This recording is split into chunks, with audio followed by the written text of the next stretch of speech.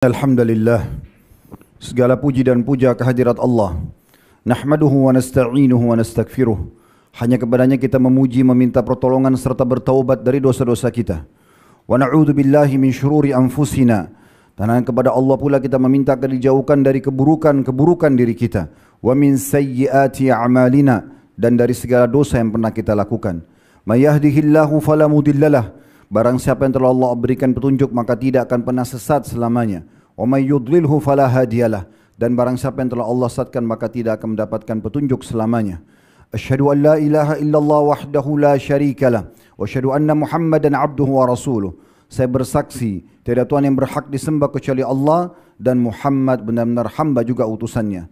Allah mengingatkan dalam kitabnya, ya ayyuhalladzina amanu taqullaha haqqa tuqatih wa la tamutunna illa wa antum muslimun. Hai sekalian orang-orang yang beriman, bertakwalah, hanya patuh dan tunduklah kepada satu-satunya pencipta segala sesuatunya, baik di langit, di bumi, di kedalaman lautan, terjangkau atau tidak terjangkau oleh mata kita sebagai manusia.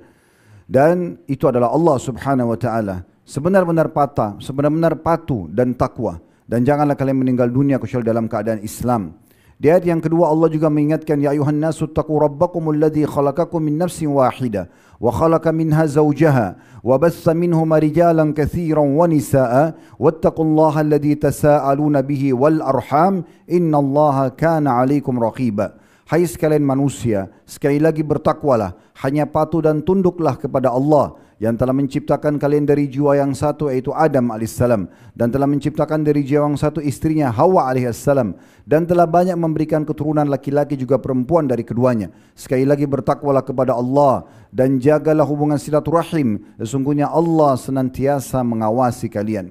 Di ayat yang ketiga Allah juga mengingatkan, ya ayyuhalladzina amanu taqullaha wa qulu qawlan sadida yuslih lakum a'malakum wa yaghfir lakum dhunubakum wa man yuti'illaha wa rasulahu faqad faza fawzan 'azima.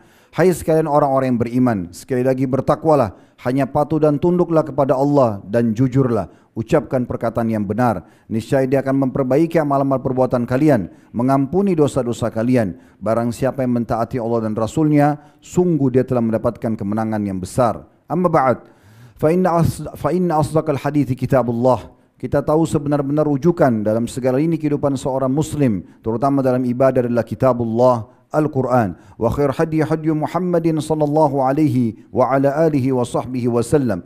Dan sebaik-baik petunjuk surat Quran adalah petunjuk Nabi besar Muhammad sallallahu alaihi wa ala alihi wa sahbihi wasallam, yang dikenal dengan sunnah. Fa inna syarrul umuri muhdatsatuha. Sesungguhnya perbuatan yang buruk dalam ibadah yang tidak punya rujukan dari keduanya. Wa inna kulla muhdatsin bid'ah. Semua perbuatan ibadah yang tidak punya rujukan dari keduanya dikenal dengan perbuatan baru dalam agama. Wa nabidatin dalalah. Perbuatan baru itu akan membawa pelakunya pada kesesatan. Wa inna dalalah finnar. Dan kesesatan akan membawa pelakunya ke dalam api neraka. Saudaraku seiman, rahimani rahimakumullah. Kesempatan ini kita akan bahas sebuah serial iman, tambahan dari apa yang sudah kita bahas di Jumat-Jumat yang lalu, yaitu masalah perangai yang memang harus dimiliki oleh setiap muslim. Dimulai Allah Azza wa Jal menisbatkan dirinya pada sifat yang mulia ini. Semua nabi-nabi dan rasul juga bersifat seperti sifat yang mulia ini. Dan semua orang-orang beriman juga ditekankan agar bersifat dengan sifat yang mulia ini. Tidak ada seseorang yang bersifat dengan sifat ini kecuali pasti akan selamat. Pasti akan mulia, baik di dunia maupun di akhirat. Akan mulia di mata Allah subhanahu wa ta'ala, dipandang mulia di dalam syariat Allah subhanahu wa ta'ala, dan juga di mata manusia. Itulah sifat kejujuran. Jujur, saudaraku seiman, adalah sifat Allah Azza wa Jal. Allah menyebutkan dalam banyak Al-Quran atau ayat Al-Quran, diantaranya surah An-Nisa di ayat 89. وَمَنْ أَصْدَقُ مِنَ اللَّهِ حَدِيثًا. Dan siapakah yang lebih jujur daripada Allah dalam pernyataan. Juga dalam surah An-Nisa ayat 122 Allah mengatakan وَمَنْ أَصْدَقُ مِنَ اللَّهِ قِيلًا. Dan siapakah lebih jujur perkataannya daripada Allah subhanahu wa ta'ala. Dan sekian banyak ayat yang membahas tentang masalah ini. Begitu juga kita tahu bahwasanya sifat para nabi-nabi terkenal, mereka dipilih oleh Allah subhanahu wa ta'ala justru dengan kejujurannya. Bagaimana baginda Nabi alaihi salatu wassalam memiliki julukan yang digabungkan dalam dua kata yang mulia, As-Sadiqul Amin, orang yang jujur dan sangat terpercaya. Dan julukan ini diberikan oleh seluruh masyarakat Mekah sebelum beliau dinobatkan menjadi Nabi. Dinukil dalam sebuah riwayat, dinukil dari Abdullah bin Hantha radhiyallahu anhu sebelum beliau masuk Islam, beliau mengatakan, pernah aku membeli sesuatu dari Nabi SAW sebelum beliau utus jadi Nabi di fase Mekah. Dan ada satu pembayaran dari produk tersebut yang tertinggal, belum aku membayarnya. Dan aku berjanji akan membawa pada beliau di tempat transaksi yang sedang terjadi. Akan tetapi, aku sempat melupakan sampai 3 hari. Dan pada saat aku teringat, aku pun kembali ke tempat transaksi antara aku sama beliau. Dan ternyata aku temukan Nabi SAW masih berdiri di tempat yang sama, menunggu produk dan juga transaksi itu diselesaikan. Lalu kemudian aku bertanya, apakah benar Anda menunggu selama 3 hari di sini? Kata Nabi SAW, ya fata, laqad syakakta alayya, wahai anak muda, engkau telah mempersulit aku. Ana hahuna mundu thalathin antadhiruk. Saya benar-benar berada di sini selama 3 hari menunggumu. Hadis ini diriwayatkan oleh Tirmidzi. Bagaimana sifat jujur ini akan membuat mulia di mata Allah Subhanahu wa taala, mulia juga di mata manusia. Tidak ada orang yang tidak senang bergaul, berinteraksi sama orang yang jujur. Karena setiap kali dia berbicara sesuatu, menceritakan sesuatu, memberikan ide, semuanya dengan kejujuran. Maka kita akan merasa nyaman. Begitu juga pada saat kita transaksi, kita tahu pedagang ini seorang yang jujur, maka kita akan nyaman untuk transaksi dengan dia. Seorang pasangan hidup, suami atau istri yang jujur, kita akan nyaman interaksi dengan dia. Karena manusia yang bisa dipegang adalah lisannya, kejujurannya. Sementara hewan mungkin bisa dipegang ekornya. Oleh karena itu ini sebuah perangai yang harus kita jaga.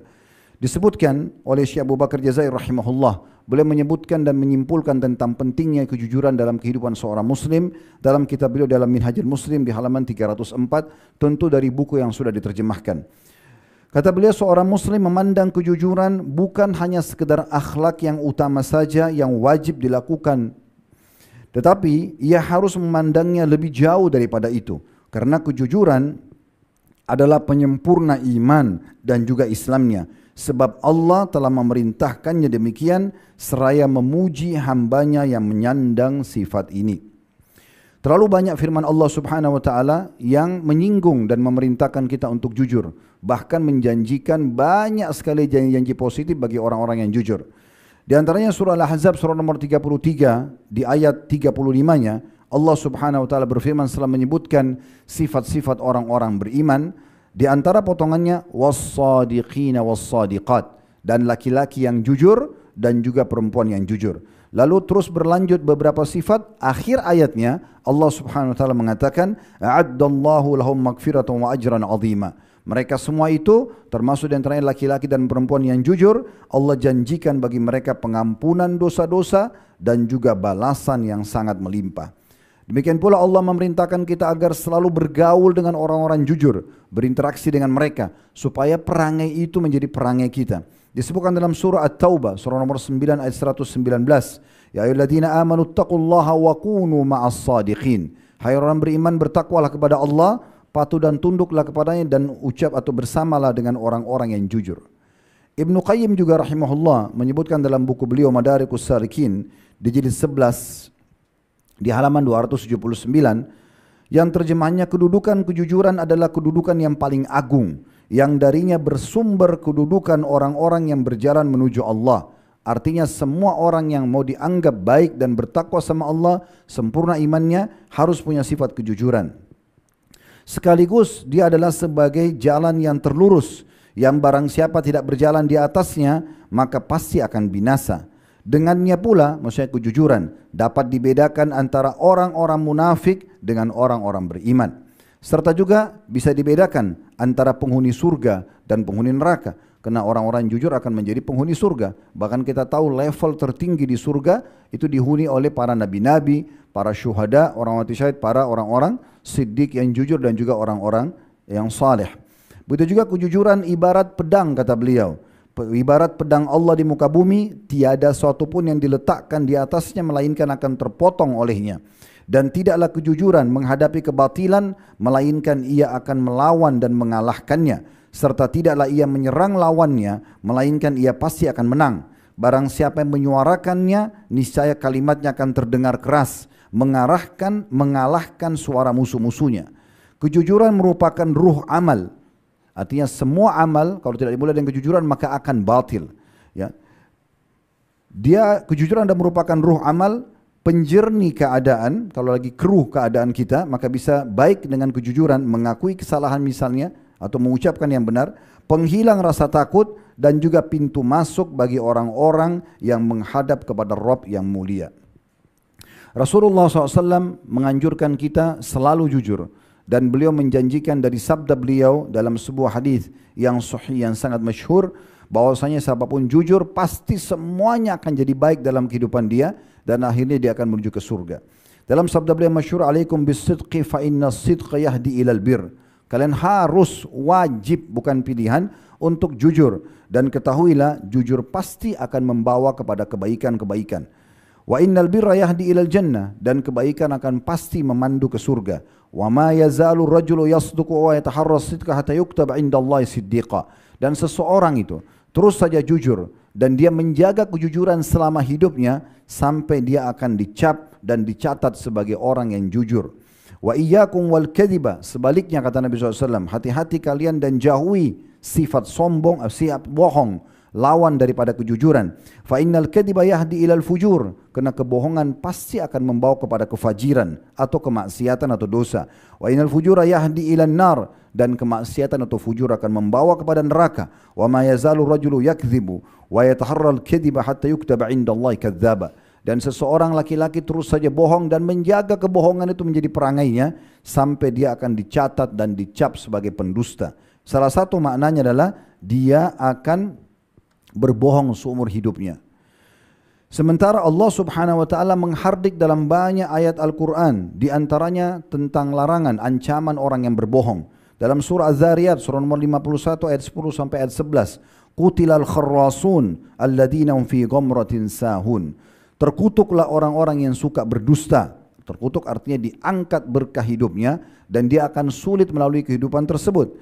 Yaitu orang-orang yang terbenam dalam kebodohan dan juga kelalaian. Artinya dia tidak mau belajar sehingga dia tidak mau ubah keadaan dia dari berbohong dan menipu kepada kejujuran itu sendiri.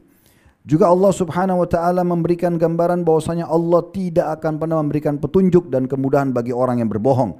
Dalam surah Yunus surah nomor 10 ayat 28, Allah berfirman, "Innallaha la yahdi man huwa musrifun kazzab." Allah tidak akan pernah memberikan petunjuk orang-orang yang melampaui batas dan juga pendusta. Di dalam hadis Bukhari disebutkan bagaimana beratnya siksaan orang yang suka berbohong, yaitu tentang hadis Isra dan Mi'raj, di saat Nabi SAW diperlihatkan beberapa siksa-siksa yang akan menimpa nanti umat manusia, di antaranya tentang masalah bohong. Nabi SAW diperlihatkan keadaan yang luar biasa. Ada orang yang disobek mulutnya sampai tengkuknya, matanya sampai tengkuknya, dan seterusnya. Ya. Akhirnya Nabi SAW tanya kepada Jibril, siapa orang ini? Kenapa begitu berat siksaannya? Maka Jibril mengatakan, wa ammar rajulul ladzi ataita alaihi yusharsharu shidquhu ila kafah. Adapun laki-laki yang sempat engkau lihat dan engkau datangi hai Muhammad, yang ujung mulutnya disobek sampai ke tengkuknya, ditarik sampai ke lehernya bagian belakang, wa mankhiruhu ila kafa, dan hidungnya ditarik juga disobek sampai ke tengkuknya, wa ainuhu ila kafa, dan juga matanya sampai ke tengkuknya, fa inna rajulu yaqdu min baitihi, ia adalah seseorang laki-laki yang keluar dari rumahnya, fayakdzibul kadzbata tablugul afaq, di mana dia berbohong dan akhirnya bohongnya dia itu menyebar sampai ke seluruh pelosok bumi ini. Kita bisa lihat dari hadis ini bagaimana ya dihardiknya oleh Nabi SAW dan Allah SWT menjanjikan ancaman yang berat bagi orang-orang yang memang berdusta. Dan tentu dalil tentang masalah dusta cukup banyak. Kita akan fokus membahas tentang masalah kejujuran. Kejujuran dibagi oleh ulama menjadi beberapa bagian. Puncak tertingginya adalah jujur kepada Allah Subhanahu wa taala. Jadi memang apapun yang kita lakukan, kita harus sebagai seorang muslim hubungkan dengan Allah Subhanahu wa taala. Kita kalau kerjakan sebuah ketaatan atau ibadah, kita kerjakan karena Allah, atau bahasa lainnya ikhlas, sehingga diterima dan diberikan pahala maksimal. Kalau kita pun meninggalkan sesuatu yang memang itu diharamkan, jujur juga. Kita meninggalkan karena Allah Subhanahu wa taala. Itu namanya jujur dengan keimanan. Ini puncak tertinggi daripada kejujuran tersebut. Beda dengan orang munafik yang pura-pura dengan keimanan mereka, bermuka dua, sehingga akhirnya Allah menjelaskan tentang sifat mereka mudzabdzabina baina dzalik. Mereka bimbang apakah ke orang beriman atau kepada orang kafir. La ilaha ula wa la ilaha ula. maka karena mereka tidak jujur dengan keimanan, mereka bimbang dalam kehidupan mereka. Harus berwajah dua. Kalau sama orang beriman, mereka menggunakan kosakata orang beriman dan berpakaian seperti mereka, berangai seperti mereka, beribadah seperti mereka. Kalau sama orang kafir, mereka juga tampil seperti orang-orang kafir. Orang beriman tidak memiliki hal tersebut. Mereka jelas apa yang nampak depan mata mereka, di depan mata orang-orang, itulah yang ada juga dalam hatinya. Semuanya dengan kejujuran. Dan Allah subhanahu wa ta'ala menyebutkan tentang masalah keimanan atau jujur dalam keimanan dalam banyak dalil-dalil Al-Quran. Di antaranya firman Allah subhanahu wa ta'ala dalam surah Al-Ma'idah. Surah nomor 5 ayat 119. Qala Allahu hadha yawmu yanfa'u as-sadiqina sidquhum lahum jannatun tajri min tahtiha al-anharu khalidina fiha abada radhiyallahu anhum wa radu an dzalikal fawzul azim. Di hari kiamat nanti Allah akan berfirman ya kepada orang-orang semua di mahsyar, semua orang akan Allah perdengarkan ucapan ini, dan ini pujian bagi orang-orang yang beriman. Pada hari ini kata Allah, orang-orang yang jujur dengan keimanannya akan memperoleh manfaat dari kejujuran mereka. Mereka memperoleh surga yang di bawahnya mengalir sungai, mereka kekal di dalamnya selama-lamanya. Allah ridho kepada mereka dan mereka pun ridho kepadanya, dan itulah kemenangan yang besar. Demikian juga dalam firman Allah SWT yang lain dalam surah Az-Zumar, surah nomor 39 ayat 33. Di mana Allah Subhanahu wa taala berfirman, "Walladzi jaa'a bis-sidqi wa saddaqa bih, ulaika humul muttaqun." Dan orang-orang yang membawa kebenaran, yaitu Nabi Muhammad sallallahu alaihi wasallam, dan jujur dalam risalah yang disampaikan kepada umat manusia, dan orang-orang yang membenarkannya atau membenarkan risalah yang diperintahkan oleh Allah untuk diimani melalui Nabi Muhammad sallallahu alaihi wasallam, mereka itulah orang-orang yang bertakwa. Demikian pula kita tahu dalam hadis Nabi sallallahu alaihi wasallam, orang yang jujur menginginkan mati syahid dari hatinya karena keimanannya, bukan karena ingin dikatakan kesatria, seorang pahlawan atau yang punya jasa secara umum, maka mereka akan mendapatkan pahala mati syahid walaupun mati di atas ranjangnya karena kejujurannya. Dalam sebuah hadis Muslim diriwayatkan Imam Muslim, kata Nabi SAW, "Man sa'alallaha syahadata bisidq." Siapa yang jujur meminta kepada Allah, benar-benar dia minta ya mati syahid itu, ballagahu Allah manazil asy-syuhada wa in mata ala firashi. Allah pasti akan menyampaikan dia ke level atau tingkat orang-orang yang mati syahid nanti di hari kiamat walaupun dia mati di atas ranjangnya. Bagaimana juga Allah Subhanahu wa taala menyebutkan dalam surah Al-Ahzab tentang pentingnya kejujuran. Ayat 23, "Rijalun sadaqu ma ahadullah alaih, faminhum man qada nahba." Al-ayah.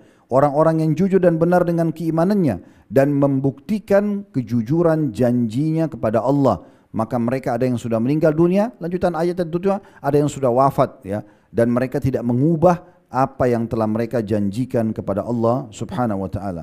Demikian pula Allah sebutkan masih surah Al-Ahzab, satu ayat setelahnya di ayat 24-nya, liyajziyallahu as-sadiqina bisidqihim. Pasti Allah akan balas orang-orang yang jujur dengan keimanannya dengan balasan yang besar karena kejujuran mereka itu. Yang kedua, jujur dalam berpenampilan. Bagaimana kita dilarang dalam Islam berpenampilan sebagaimana tadi sudah bahasakan, ya, berwajah dua. Baik itu dengan keimanannya atau penampilan secara umum. Misal, dia sebenarnya orang miskin, tapi dia coba menunjukkan kepada manusia kalau dia orang kaya, sehingga memaksakan diri.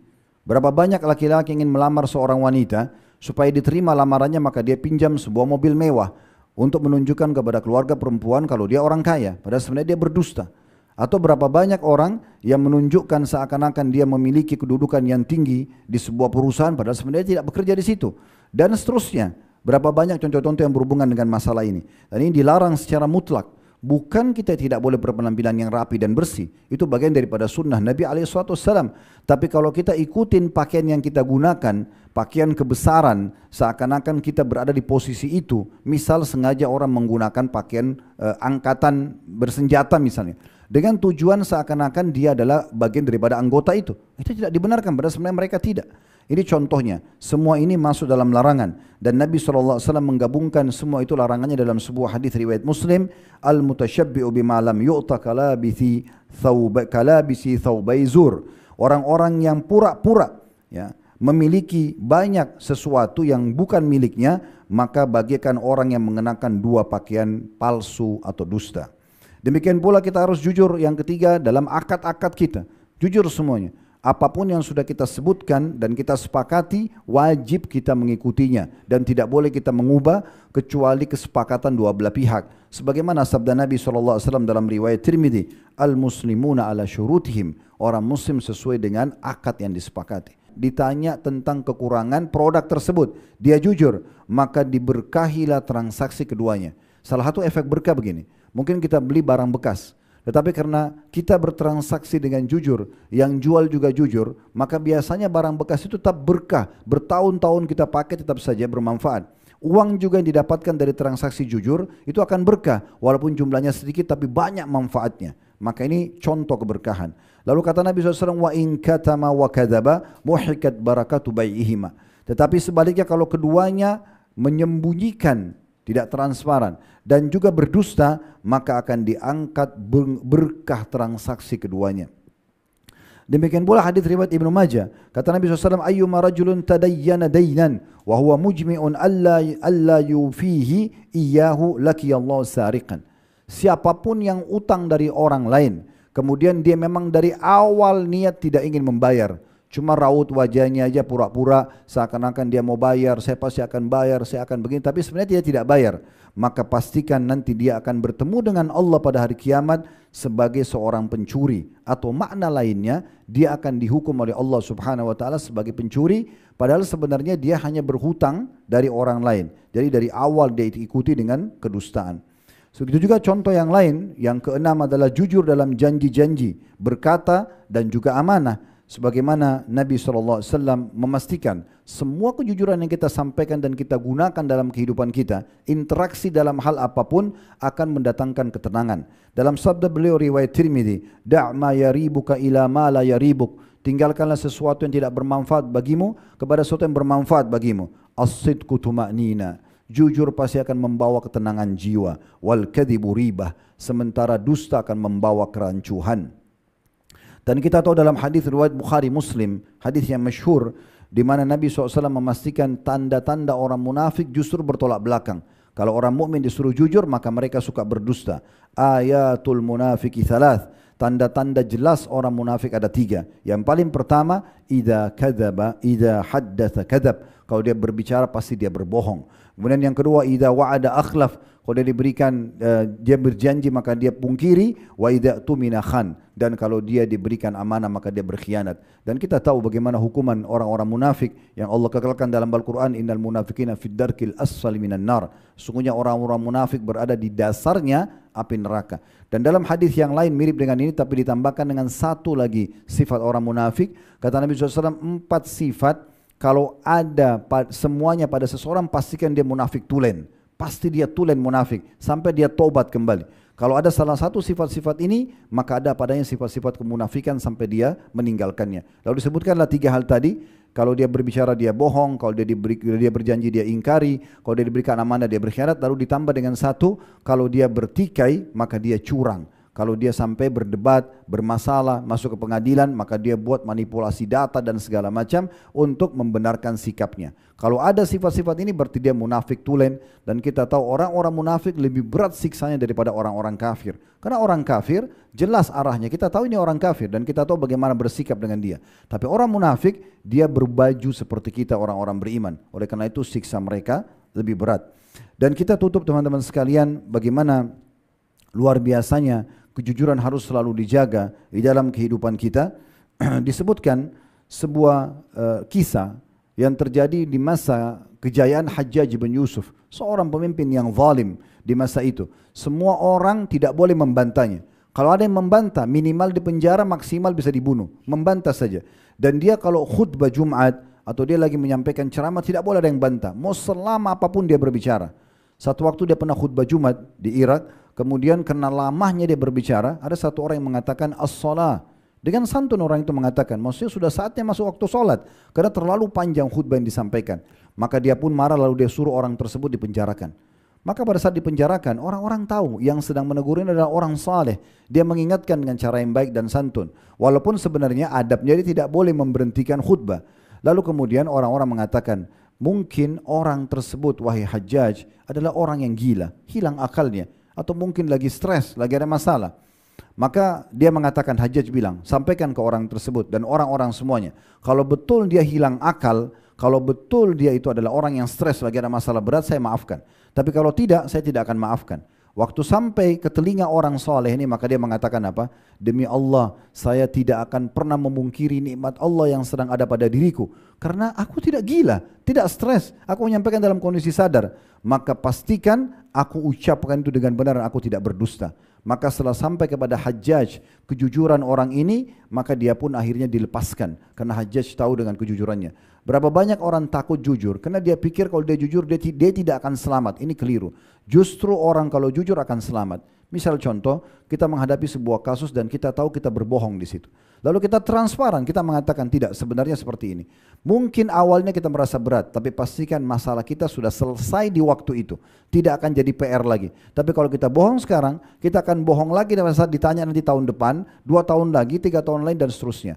Maka ini akan menjadi satu penyakit jiwa yang mengganggu hanya karena kebohongan. Padahal kalau dia jujur selesai pada saat itu. Dan berapa banyak orang yang selamat karena kejujurannya.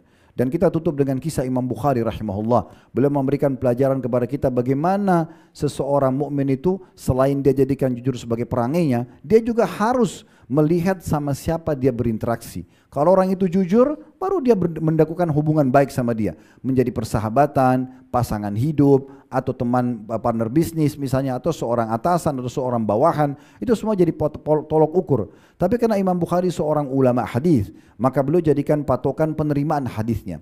Satu waktu beliau mendengar di ujung Irak ada seorang ahli hadis. Terkenalnya begitu, cukup banyak hadis yang dia hafal dan banyak orang yang ambil ilmu dari dia. Imam Bukhari bertekad datang ke sana untuk mengambil ilmu atau hadis dari orang tersebut. Begitu tiba di lokasinya, kuasa Allah Subhanahu wa taala, orang itu pas kebetulan didekati Imam Bukhari. Imam Bukhari belum bicara apa-apa sama dia. Baru mendekat saja ke orang tersebut kebetulan pegang kuda, kudanya lepas. Kudanya jalan, melarikan diri dari orang ini. Maka orang tersebut pun mengambil surbannya, lalu kemudian menggoyang-goyangkannya, seakan-akan di dalam surban tersebut ada gandum, ya, supaya menarik kuda tersebut. Akhirnya kuda itu tertarik, datang kemudian dipegang sama dia, ternyata gandumnya tidak ada. Imam Bukhari menanyakan, apakah tadi, apa maksud anda melakukan itu? Dia mengatakan, saya ingin memanggilnya kembali. Dengan niat apa? Kata dia, saya niatkan seakan-akan di dalam kain ini ada gandum, supaya dia kembali, dan dia berhasil kembali. Kata Imam Bukhari kalimat yang masyhur, kami tidak akan pernah menukil hadis dari orang yang mendustahi atau mendustahi tepatnya hewan. Jadi hewan pun tidak boleh dibohongi. Kalau kita betul-betul ingin memberikan sesuatu, kita berikan sesuatu. Dan kita kuatkan dengan riwayat Bukhari. Pernah satu waktu Nabi SAW melihat seorang ibu, pada saat beliau ketemu dengan ibu tersebut, dan anaknya kebetulan juga pergi dari ibu tersebut. Lalu ibu tersebut menggenggam tangannya, seakan-akan memberikan isyarat akan memberikan sesuatu. Maka Nabi SAW mengatakan, ingatlah kalau di tangan kamu tidak ada apa yang kau ingin berikan kepada dia, maka kau dicatat sebagai seorang pendusta. Ibu tadi itu niatnya ingin memberikan seperti godaan, acuhan untuk supaya dia tertarik. Misalnya potongan makanan, kalau kita mungkin sekarang permen, tapi Nabi SAW sudah ingatkan, kalau yang di tangan kamu yang kamu itu ternyata tidak ada, maka pastikan kau dicatat sebagai orang pendusta. Aku lu qauli hada, saya sudah mengucapkan perkataan saya ini, wa astaghfirullah li wa lakum, dan saya istighfar kepada Allah, mengajak jemaah istighfar kepada Allah, fastaghfiruhu innahu wal ghafurur rahim, istighfar kepada yang karena dia maha pengampun juga maha penyayang. Alhamdulillah, wassalatu wassalamu ala rasulillah, segala puji dan puja kehadirat Allah subhanahu wa ta'ala, juga salawat dan taslim kepada Nabi besar Muhammad sallallahu alaihi wa ala alihi wa sahbihi wasallam. Di khutbah kedua, bisa seorang khatib untuk menambahkan isi ceramahnya atau dia tutup dengan doa. Dan kita lebih memilih di awal khutbah tadi diselesaikan semua materi dan kita akan berdoa kepada Allah subhanahu wa ta'ala. Dan ini bagian dari yang dicontohkan oleh Nabi alaihi salatu wassalam. Dan dalam makna sebuah hadis bahwasanya doa yang mustajab di hari Jumat itu adalah pada saat khatib di atas mimbar sampai diiqamahkan salat. Maka kita berharap semoga Allah subhanahu wa ta'ala menerima doa kita ini. Alhamdulillahi rabbil alamin. Kami memuji-Mu ya Allah sebagaimana layak Kau dipuji sebagai pencipta. Kami memuji-Mu sampai Engkau menerima puji-pujian kami ini dan Engkau jadikan sebagai tambahan amal kami pada hari kiamat nanti. Penyebab pembersihan dosa-dosa kami, penyebab peninggian derajat-derajat kami, dan juga penyempurna terhadap iman kami. Dan kami mengucapkan salam hormat kami kepada utusan-Mu Nabi besar Muhammad sallallahu alaihi wa ala alihi wa sahbihi wasallam, sebagaimana Engkau telah perintahkan kami untuk mengucapkan salam hormat kepadanya. Ya Allah, Zat yang kami yakin sedang melihat kami kerana Engkau maha melihat, mendengar kami kerana Engkau maha mendengar. Engkau sedang menyaksikan kami sedang melaksanakan satu dari kewajiban yang telah Engkau bebankan kepada kami. Maka catatkan ini sebagai tambahan amal yang sempurna pada hari kiamat. Terimalah seluruh amal-amal soleh yang pernah kami kerjakan, yang sedang kami kerjakan, yang akan kami kerjakan dengan pahala yang sempurna sampai menjelang ajal datang nanti. Dan jangan tinggalkan satupun dari dosa kami ya Allah, besar ataupun kecil, sengaja ataupun tidak sengaja. Demikian pula kedua orang tua kami, seluruh kerabat kami, dan siapapun yang mencintai kami kerana Engkau ya Allah, dan kami cinta mereka kerana Engkau ya Allah, kecuali Engkau gantikan menjadi pahala. Dan ampunilah seluruh muslimin dan muslimat, mukminin dan mukminat yang hidup dan juga yang sudah meninggal. Ya Allah, sebagaimana Engkau buat kami lahir di negeri kami Indonesia ini, maka jagalah persatuan, kesatuan dan kemerdekaan kami. Suburkanlah tanah-tanah kami, limpahkanlah rezeki kami, berkahilah semua yang telah Engkau berikan kepada kami. Selamatkan kami dan negeri kami juga agama kami dari semua mara bahaya, semua bencana, semua ujian, bahkan musuh-musuh yang berusaha untuk merusak negeri dan agama kami.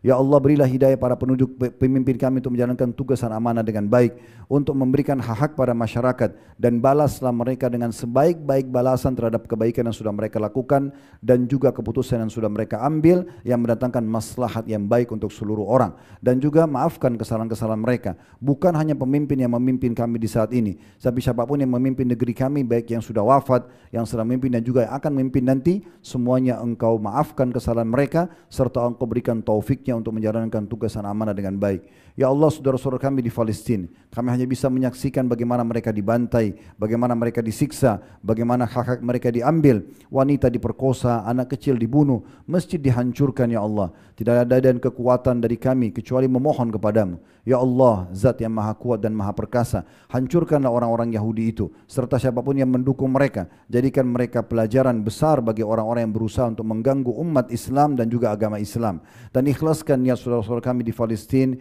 di Syria, di Yaman, di Irak yang sedang tertindas dimanapun di muka bumi ini. Ikhlaskan niat mereka, terima para syuhada mereka, mulakan Islam di tangan mereka dan tangan kami semua, dan ikut sertakan kami bersama mereka di pahala, baik dengan doa, dengan harta, juga dengan jiwa kami. Dan ya Allah, sebagaimana Engkau satukan kami di majlis Jumat yang mulia ini, satukan juga kami di surga Firdaus tanpa hisab kelak. Rabbana atina fid dunya hasanah. Ya Allah, berikanlah kami semua kebaikan di dunia, wa fil akhirati hasanah, dan semua kebaikan di akhirat. Wa qina adzabannar. Selamatkan kami dari api neraka, wa adkhilnal jannata ma'al abrar, dan masukkan kami ke dalam surga bersama dengan orang-orang yang patuh. Ya Aziz wa Ghaffar ya Rabbal alamin, wa Zat yang maha perkasa, maha mulia, wa Tuhan alam semesta. Wa sallallahu ala nabiyina Muhammadin wa alihi wa sahbihi wa sallam, walhamdulillahi rabbil alamin. Inna Allah ya'muru bil adli wal ihsan wa ita'i dzil qurba. Sesungguhnya Allah menyuruh kita berbuat baik, keadilan, dan juga berbuat menyambung hubungan silaturahmi, berbuat baik kepada sanak kerabat kita.